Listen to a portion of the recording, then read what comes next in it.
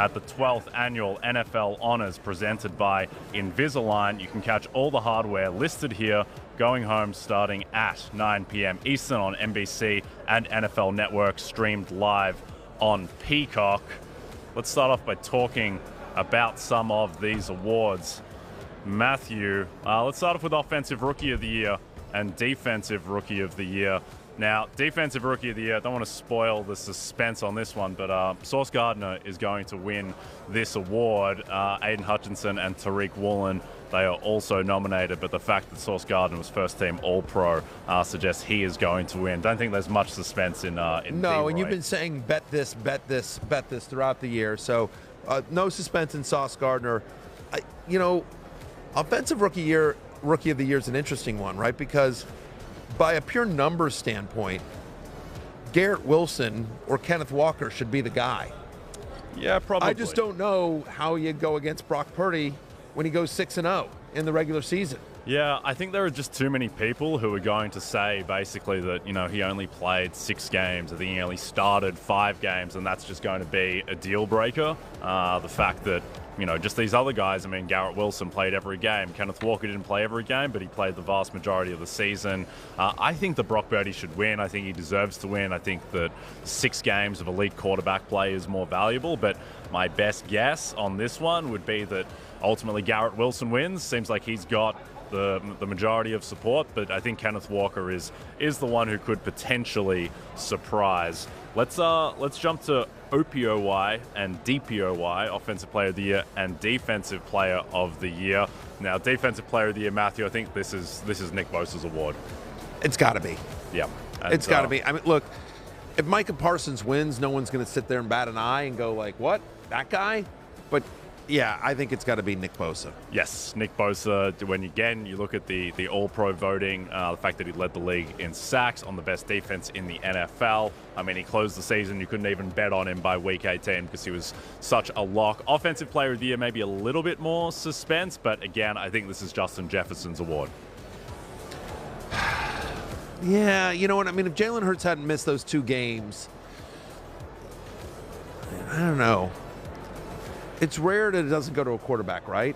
Well, it's about 50-50. And Okay. I think there are enough voters now who are like, MVP is the quarterback award. Let's give Offensive Player of the Year to a skill position player. Last year it was just Jonathan Taylor versus Cooper Kupp. There was no real quarterback contender, despite a lot of great quarterback seasons. So I think it's going to be Justin Jefferson. He closed the heavy favorite. He was flirting with the receiving record for a time. Obviously not the greatest end to the season, but I think he banked enough goodwill that he will likely win. Let's get to Coach of the Year. It should be. I think it'll be between him and Jalen Hurts. I think so too. Yeah, I think Hurts will finish second. Tyreek Hill, he tailed off. He got injured. He was the favorite for much of the season, but I think it will be Jefferson 1, Hurts 2. All right, Coach of the Year.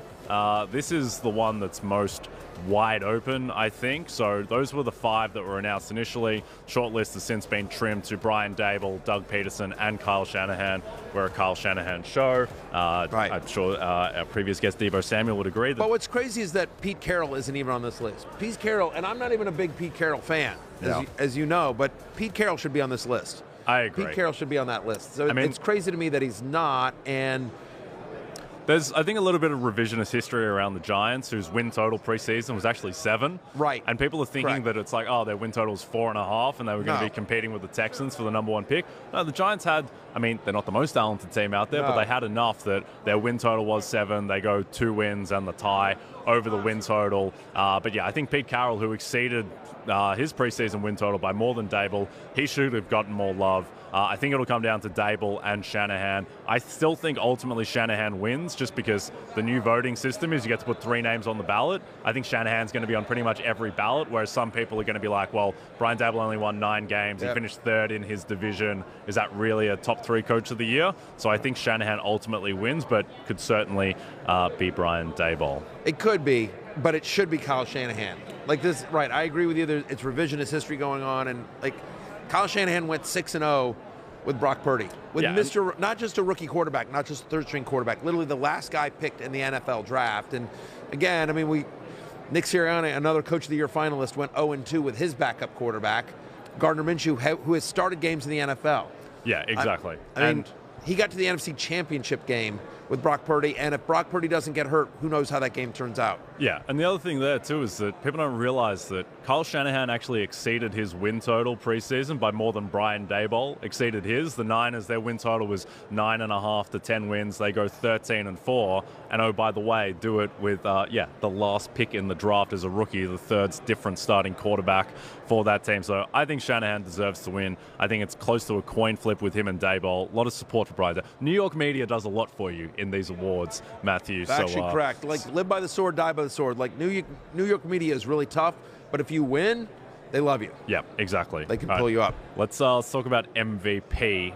I don't think there's going to be too much suspense on this one, unfortunately. I think Jalen Hurts' injury and Patrick Mahomes' finish to the year effectively decided that one. As we take a look at the finalists, Josh Allen was the favorite for much of the season. Joe Burrow, I think if he didn't have that rough start to the year where he threw 5 picks in week 1, then loses to the Cowboys week 2, I think that if he didn't have that start, he would have been a bit more in the mix. Jalen Hurts, who was the front runner with a month to go, but then gets hurt. Justin Jefferson, who I don't think is going to factor in after his end to the season. And then Patrice Mahomes, who I think ultimately is going to win with relative ease. I think it's going to be Mahomes, and it's going to be a bit of a landslide. But just the fact that Justin Jefferson is on the MVP list certainly, gives you confidence about him winning Offensive Player of the Year. The only thing I wonder is sometimes you're like, like you watch the Oscars and you're like, they give best screenplay. You're like, why are they giving a best screenplay? I'm like, they needed to give this movie something. Yeah. They wanted to give this movie something. And so there's a part of me that sort of feels like they need to give Jalen Hurts something, right? And he's not going to win MVP. So could they give him Offensive Player of the Year over a wide receiver? Just because you want to acknowledge somehow this great season that Jalen Hurts had that, I don't know, somebody on this show, and by somebody I mean me, called at the very beginning of the year. Yeah. August 5th, before anyone else. I think on national TV. It's going to be a little Just weird saying. that the Eagles finished with the best record in the league, and I think that they're, as we pat ourselves on the back, I don't think they're going to get any award because Nick Sirianni, with those 2 losses, that knocked him out of Coach of the Year at the end. So, nothing for the Eagles most likely unless Hurts does get Offensive Player of the Year. Just quickly on comeback player of the year. And then watch them win the Super Bowl. Like they'll win. By the way, if they win no awards tonight, be a little bit of like, they didn't believe in us, the old Bill Simmons, no one believed in us, thing, and they'll be like, oh yeah, come on, we didn't win any awards. Hey, it's Matthew Berry from NBC Sports and RotoWorld.com. Just want to thank you so much for watching what you just watched, or at least being too lazy to click out of it after the autoplay just kept it going. So either way, thank you so much for just letting it scroll by your screen. And now I'd like to ask you respectfully,